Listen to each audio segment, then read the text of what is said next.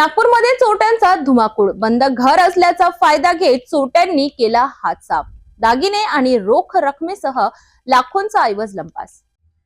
नागपूर शहरातील झिंगाबाई टाकडी परिसरात घरफोडीची धक्कादायक घटना समोर आली आहे. मिळालेल्या माहितीनुसार संतोष सुरेश सिंह हे आपल्या कुटुंबासह आर्यनगर भागात राहतात. ते रेल्वे पोलीस विभागात कार्यरत असून कौटुंबिक कार्यक्रमासाठी त्यांची पत्नी मुलांसह बाहेरगावी गेली होती. त्यानंतर काही दिवसांनी संतोष सिंह घरी परतले असता घराचा दरवाजा उघडताच त्यांना धक्का बसला. घरातील सर्व सामान अस्ताव्यस्त पडलेले होते आणि अलमारीचे कुलूप तुटलेले होते.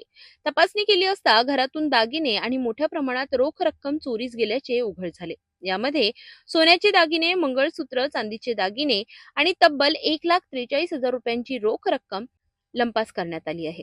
अज्ञात चोरट्यांनी घरफोडी करून सुमारे 2 लाखांहून अधिक किमतीचा ऐवज चोरून नेला. या घटनेमुळे परिसरात भीतीचे वातावरण निर्माण झाले आहे. दरम्यान तक्रार दाखल करण्यात आली असून पोलिसांनी तपास सुरू केला आहे. लवकरच आरोपींना अटक केली जाईल असा विश्वास पोलिसांनी व्यक्त केलाय. नागपूरमधील ही घरफोडीची घटना शहरातील सुरक्षेवर प्रश्नचिन्ह निर्माण करते. आता पोलीस या प्रकरणाचा छडा किती लवकर लावतात हे पाहणं महत्त्वाचं ठरणार आहे.